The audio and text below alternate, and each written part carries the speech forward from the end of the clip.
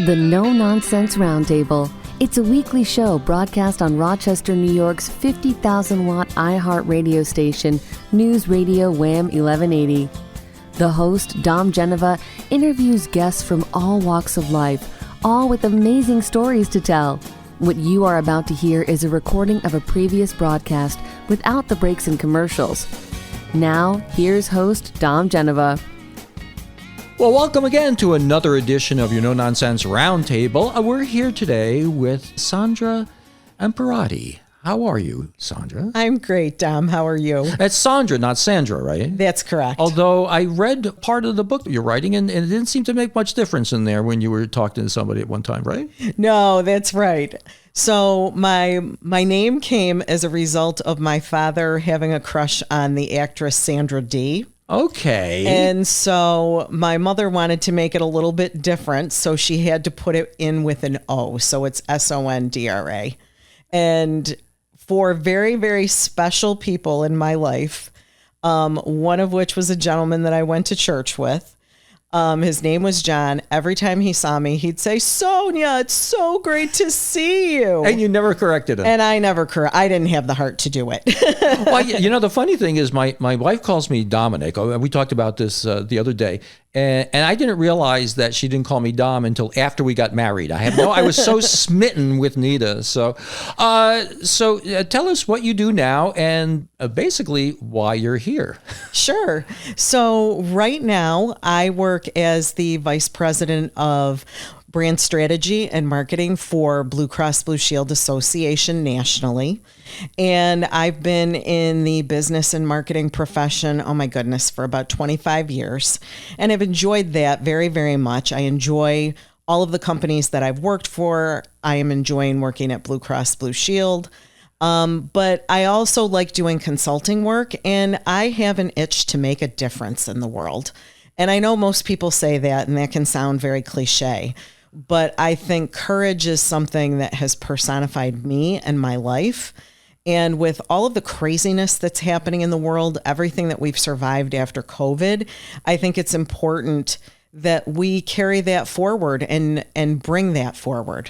Well, and for anybody listening, this isn't about a story about a successful woman at a big company. I mean, That's right. This is going beyond this the success that you've had professionally in your life, and we're going to be talking more about that because it has to do with culture and ethics and the way you carry yourself and what you contribute to the world, and that's part of what you are at work, and that's a lot of what you do when you're not at work. That's right. And one of the things too, the strategy and tactics. You're in the middle of writing a book. Yes, I am. I'm very excited about So that. before we talk about that, let's talk about the silly thing. What did you want to do when you were, like 10 years old? At one point in time, I wanted to be an ice skater. And the thing is, I had never put on a pair of skates in my life. But I loved watching those women glide and men glide on the ice. And I thought that would be the coolest thing. It sounds awfully, the learning curve on that sounds awfully painful, though. It was, because then when I did put on a pair of skates, it was not pretty by any stretch of the imagination. So we must have a lot in common because our names end in a vowel. That's okay, right. So we can talk about that. But what was it like growing up? Are you a native Rochesterian? I am not. I was actually born in Sleepy Hollow. Ah, okay. I know where that is. Yes, downstate in Westchester County. And my grandparents owned an Italian store called the Peekskill Pork and Dairy in Peekskill, New York. And my father went into that business, and he owned a fruit and vegetable market called Julio's. And he and my mother met when she was living down in Peekskill.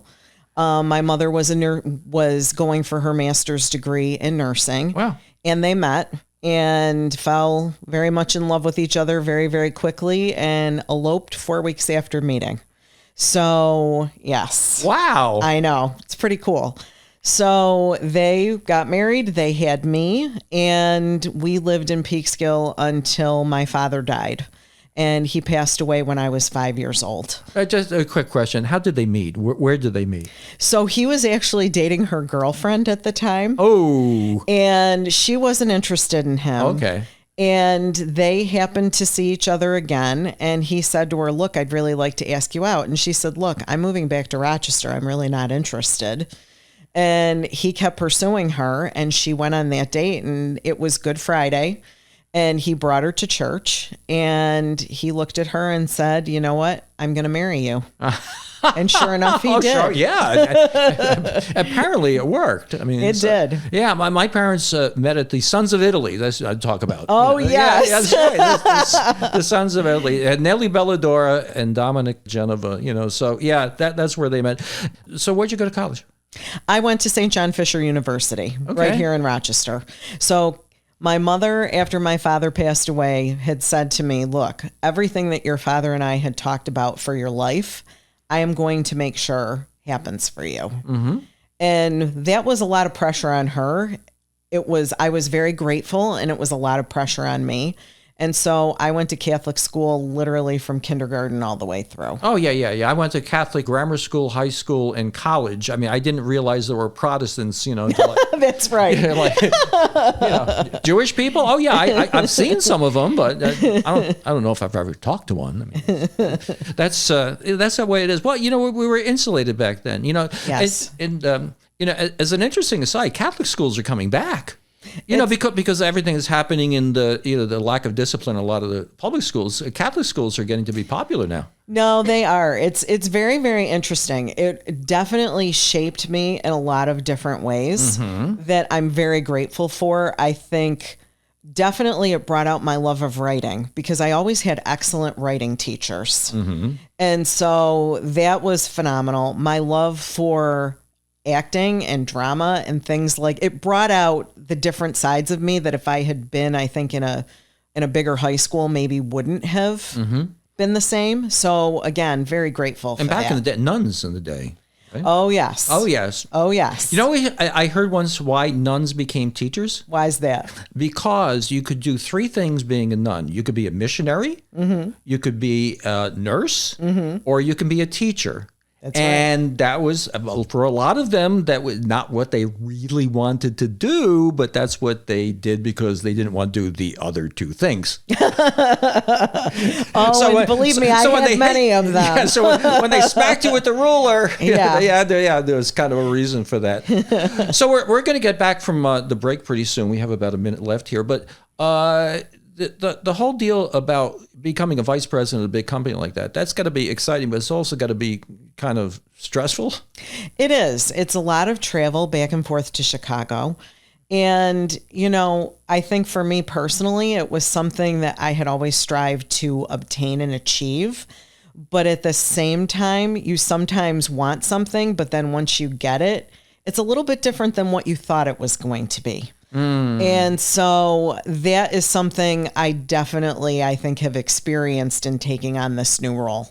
Yeah, unintended consequences or things that happen, I would imagine that you couldn't even conceive of. When you got into the job, right? Exactly right. And I think for women, we sometimes struggle from imposter syndrome.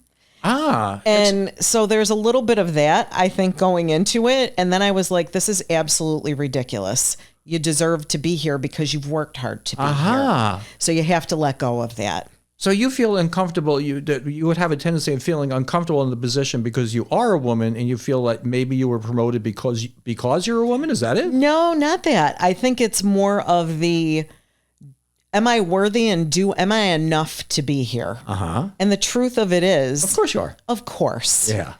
So it's the stories that we tell ourselves that don't necessarily serve us. You have to be a great inspiration for younger women. Oh, thank you very much. I absolutely love mentoring other women. Yeah. I love being able to do for others. Wonderful. Well, we're about ready to head into that break, and we're going to talk more about this after the break. Well, welcome back. We're talking to Sondra Imperati, and she is Vice President of Blue Cross Blue Shield. And what was the title again? It was I'm the Vice President of Brand Strategy and Marketing. So, like sponsoring a no-nonsense roundtable show would be under, that would be like you would have the budget for that. Right? I mean, is that under your purview, or you would think that it is, but it's not. However, well, it's been nice seeing you. Tune in next week. Tune in next week to the No Nonsense Roundtable. No, but we're talking about you mentoring younger women. Yes. And I have two daughters. Yep. And so So comment on my perception as a guy about women and what I've seen through my long and storied life. Now, women back in the 50s and 60s, I remember there was a time help wanted male, help wanted female. That's how bad it was. Okay.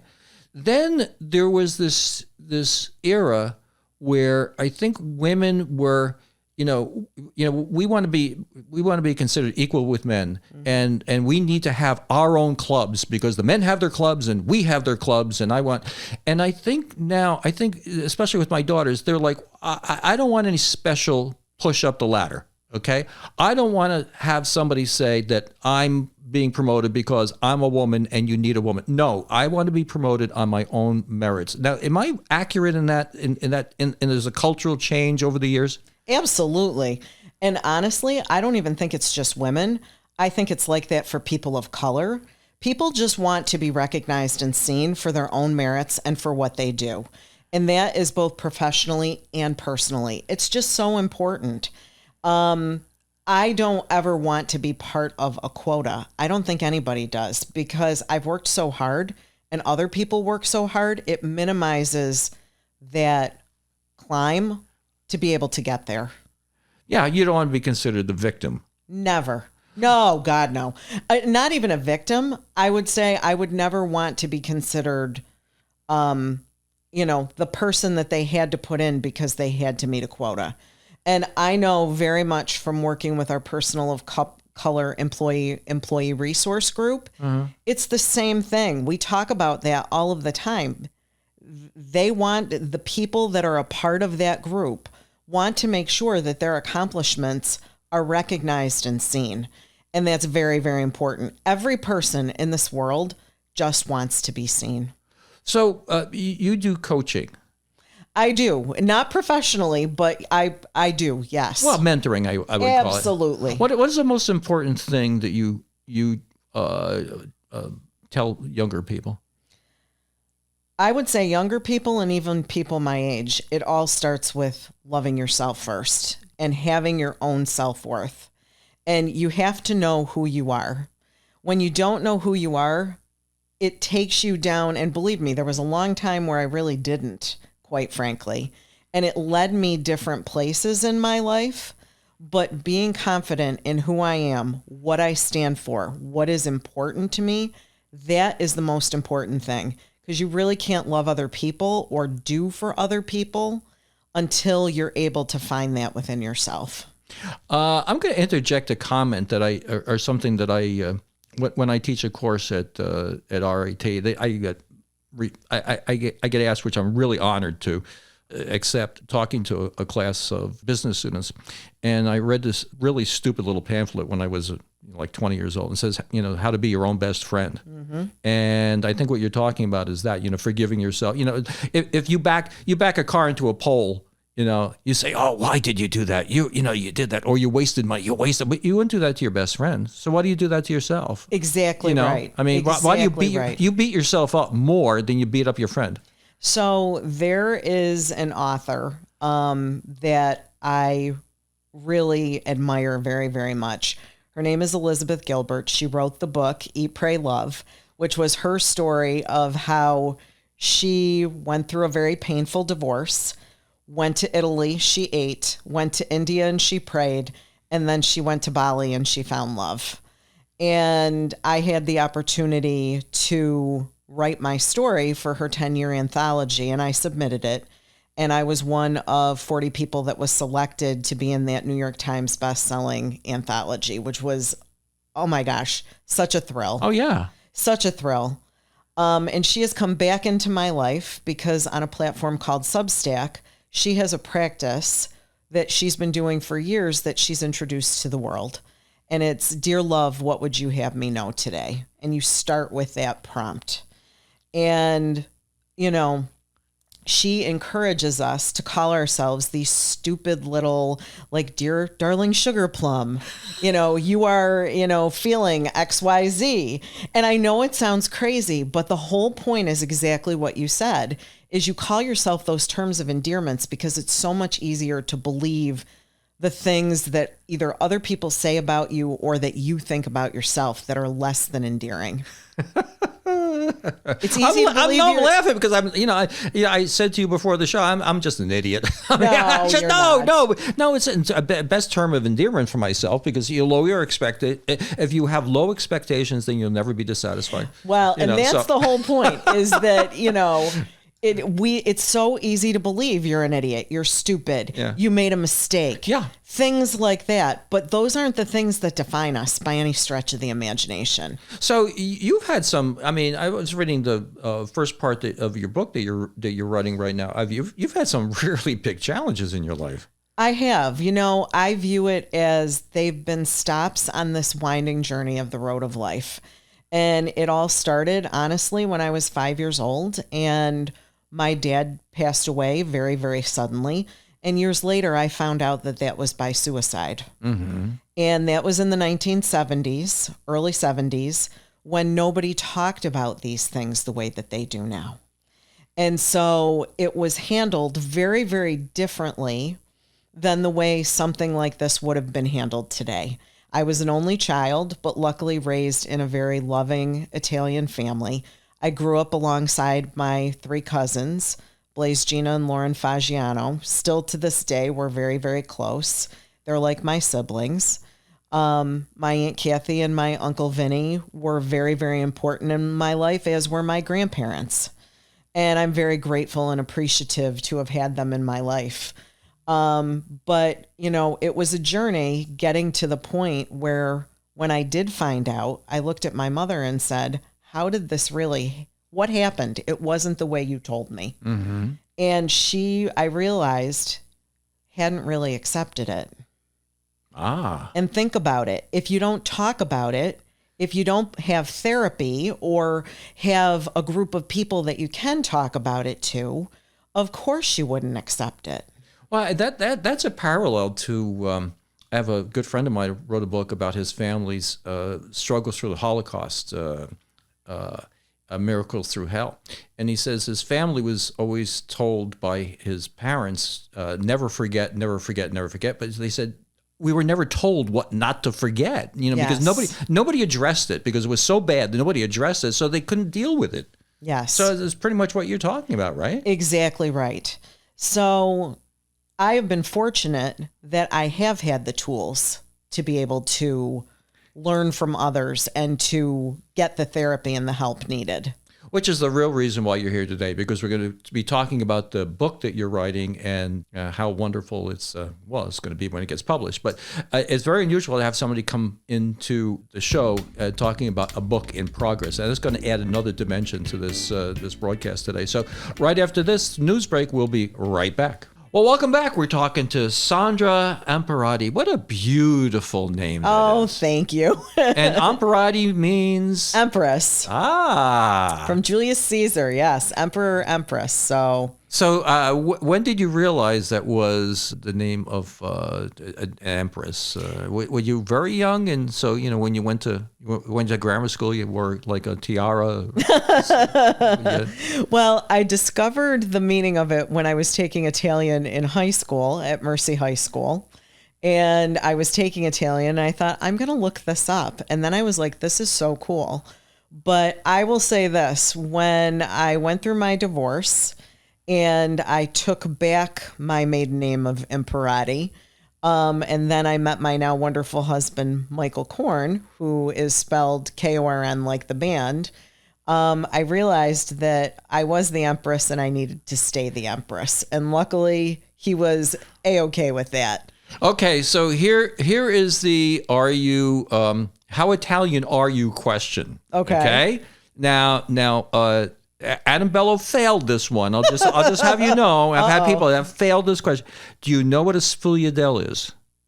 I actually don't. Oh my Lord! Another one of you. Oh gee, it's a pastry. It's an Italian pastry. I guess that it looks like a lobster tail. It looks more like a clam, and Oh, now no, you can't. No, you don't get. Any, wait a minute. You don't get any credit for that. No. Sfogliatelle. No, sfogliatelle. Okay, so either. Okay, It all depends on your. All right. It all depends on where you grew up and where All you're right. from. Argue with the host. Go ahead and see where that gets you. Okay. On a more serious note, Yes. So you're writing the book, and let's tell people about the book. Let's tell the people about the title of the book, the reason you're writing the book. I'm sure you're not doing this to become a multimillionaire, although if you did, you wouldn't turn it down. But that's not the point of the book, because you have a perfectly serviceable job now. Absolutely. So the name of the book is The Persistent Courage to Be Kind. And the book really came about because I think about the world that we lived in with COVID and how we were so disconnected from one another. And then, flash forward to when everything happened on the field with Damar Hamlin. And, everybody came together praying for this young man.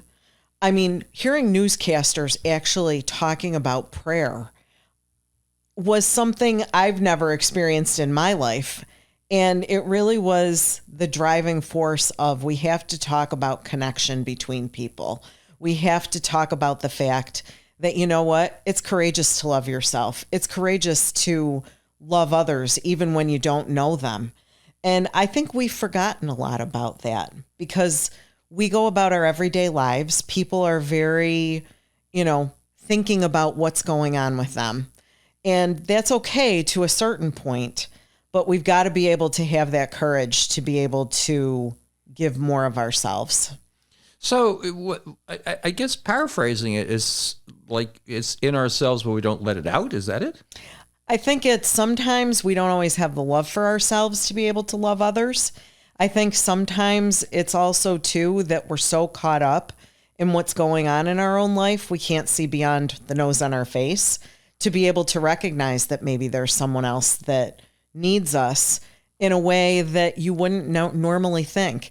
And I think, quite frankly, this comes back to full circle for me. My dad took his own life. And so I read some letters after my mother passed away of people saying, I didn't catch it. I didn't see it. He was always so happy-go-lucky. He seemed down, but nothing that I ever thought it would be manifest itself in that way. And so, when you're walking down the street and you're in your own head, if you just say hello to somebody, that could be such a difference that you would have no idea that you would make. That's true. You have absolutely no idea. There's a very good video from, believe it or not, the Chick-fil-A company. It's Everybody Has a Story. I don't know if you've ever seen that. Yes. But you come across people who have concerns and fears and whatever, and you have no idea. The other thing I really believe in is Maslow's hierarchy of needs. I talk about that all the time when I teach a class. The basic needs that you have are, to be alive, have water, have food, and whatever. And then as the society gets more successful, then those things are on the bottom of what you're looking for. And now you get involved in wanting things that are self-fulfilling, creative, self-fulfilling. In being, what do they call it? Self-actualization. Yep. Yes. We sing a song. I'm part of the Spiritus Christi Mass Choir. Mm-hmm. And we sing a song in our choir, You Don't Know My Story, what I had to go through to get here. Yeah, that's it. Yeah.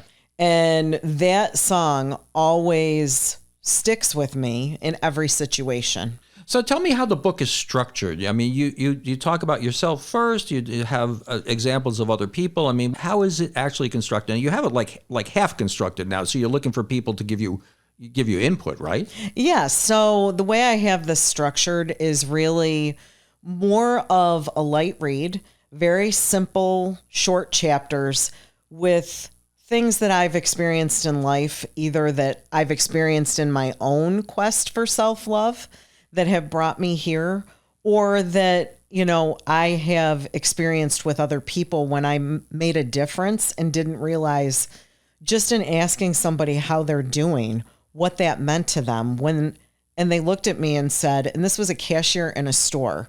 I said to him, Peter, how are you today? And he looked at me and said, I'm really not doing well. And I took a minute to look at him and say, sometimes it helps to talk to somebody that you don't know. Are you okay? What can I do for you? And he said, just the fact that you asked so sincerely meant more to me than anything else. Thank you for that.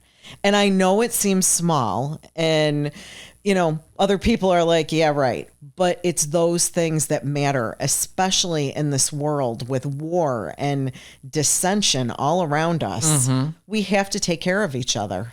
Well, and we've become so polarized. I mean, I don't agree with you, so you're a bad person. That's right. And then that's hurting your self-esteem, and it's not very productive. I had Don Alhart on the show months ago, and he was talking about everybody wants to be noticed. That's right. And isn't that great? I mean, he's absolutely right. Everybody wants to be noticed. I mean, when you ask somebody, how are you, you're expecting them not to say anything but fine. Exactly right. And typically fine doesn't mean fine. Yeah, it means stop talking to me.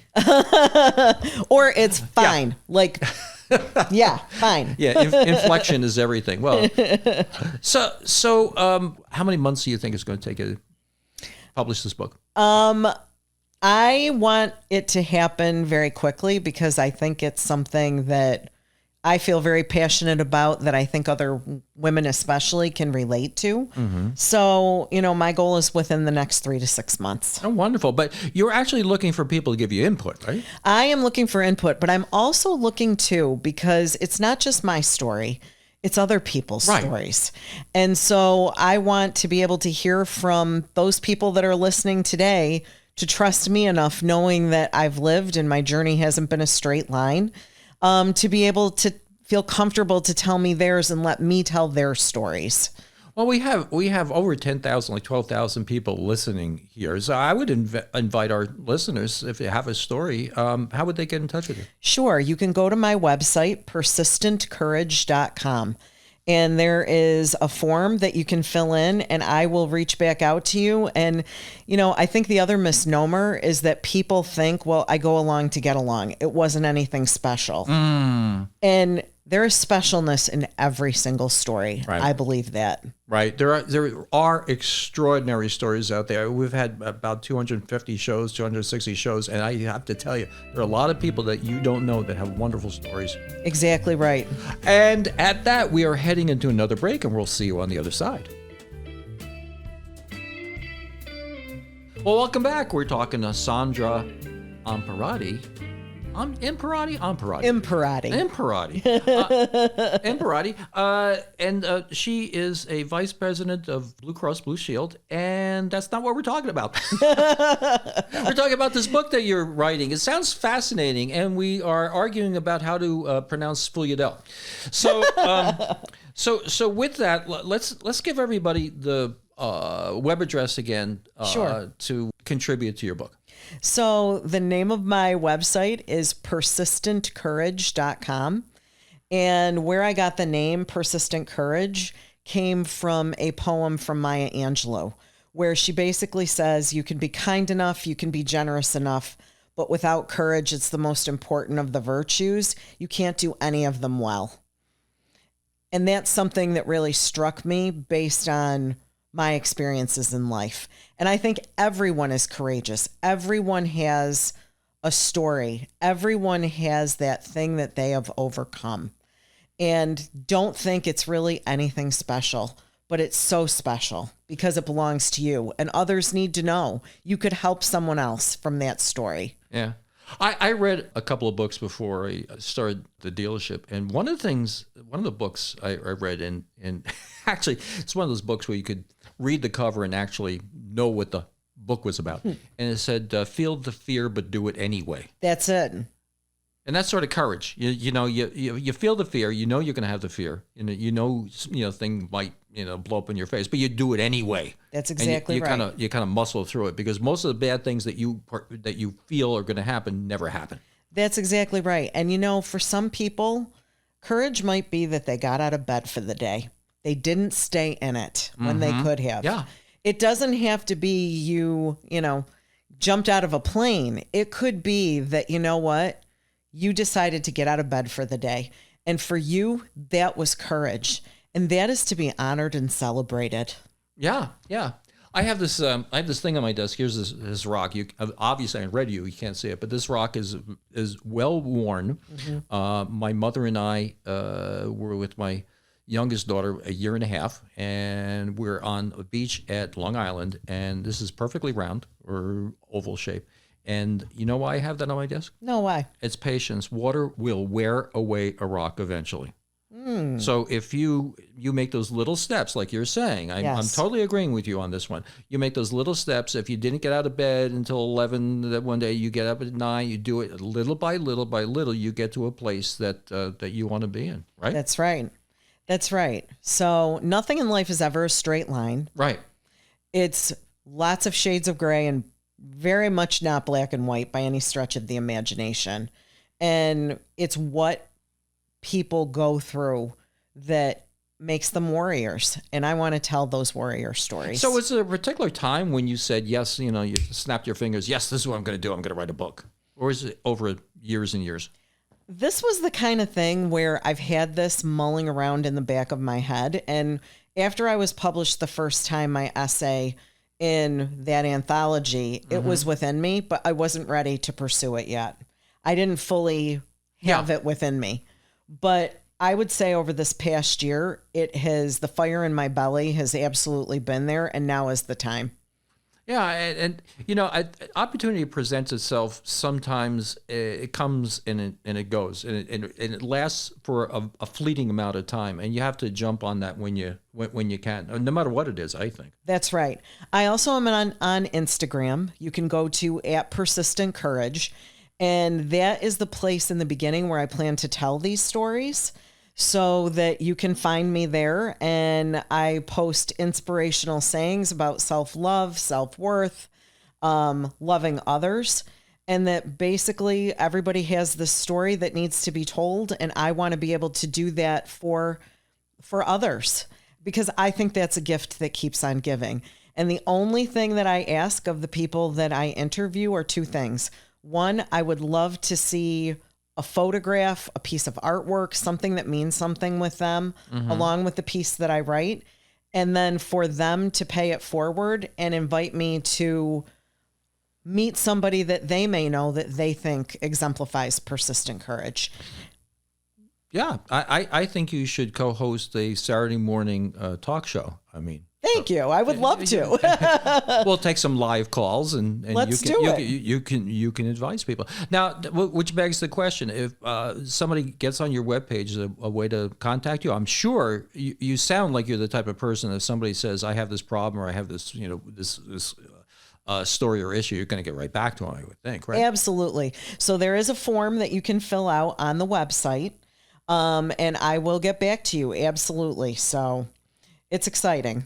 So I guess one of the questions that I have for you is, so are you eventually going to do like an online podcast along with this too? And yes, you are. Okay. I would love to. Yes. Okay. It's not going to be on Saturday mornings, I hope. No. Okay, fine. Maybe I'll follow you. Okay, how's that? Fine. Okay. But yes. So it's going to be multidimensional. Absolutely. Yeah. I can see this take shape in many different forms. To me, it's limitless. So I would, you mentioned a radio call-in show. I would love to do something like that. I think public speaking and speaking to groups inspirationally is something I've always wanted to do. I would love to do a TED Talk, and I plan to do that one day. I also think there is a dimension of this idea of courage in the workplace and what that means that could also be beneficial to companies and to their employees, so that culture is very, very different. The workforce is very different, even from when I started. And I know that Gen Zers have different expectations of the workplace and their employers. And so that's going to create a very different culture when you have Gen Xers like me that are leading the organization. And it doesn't always fit and it doesn't always work. But I think there's a courage in trying to meet in the middle. Yeah, I think that's the challenge, to meet in the middle. Yes. Because nobody wants to do that. Nobody wants to do that. But I think if we all just take a step back and take a second, it's absolutely possible. Yeah, it's a no nonsense, but anything, it's like like when I was selling cars, I say, I know you want to get the car for free. Yes. I want to make $3.5 million on you, so somewhere in the middle, you have to settle. And so everybody's going to be equally,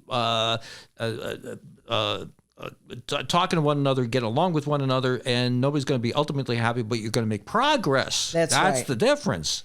Well, and my Uncle Vinny always would say to me, Sondra, there's two sides to every story, and in the middle lies the truth. Yeah. And I've always taken that with me. Yeah, and I think we've gotten into a society of zero-sum game. We figure if you're getting something, I'm not getting something. That's exactly right. So how many people do you think you're going to have stories about in this book? Oh, I think these could be multiple books, quite frankly. I mean, I see persistent courage almost being a line similar to Chicken Soup for the Soul, where, I mean, I've been through a divorce. I know many others that have been through that as well. I mean, there could be a whole persistent courage for people going through divorce. There could be, there's multiple, people are multifaceted. Well, as silly as it might sound, you could do it geographically. There could be this, for Rochester, yes, one for some other areas, and people, it's like this show. This show's primarily people in Rochester, okay? Yes. But it has a following in Rochester, but maybe not someplace else. You could do the same thing with your book. Absolutely. So this to me is going to be the gift that's going to keep on giving, and I'm very excited about it. Well, I'm so happy to have you on the show. This is fun. It is fun. Oh yeah, I think we have a lot. We have a lot in common in our basic fundamental. I don't know what you call it. Our locus of control, if you will, is very much the same. So. Well, thank you for coming in. I'm going to have you on again. If I could figure out how to do this with a live show, which I know we can do, we should do that someday. We should have a call-in show. That would be fun. That would be fun. I would love that. Yeah. Well, and you have the personality for it. So thank you again for coming in, Sondra. Thank you. And we'll see everybody. Well, we won't see you next week. We always say this on the radio. We'll see you next week. It's radio. We're not seeing anything. We will be on the air next week at 10 o'clock right here on News Radio Wham! 1180. Thanks for listening. Tune in every weekend from 10 to 11 on News Radio Wham! 1180. Don't forget to like and subscribe, and we'll make more.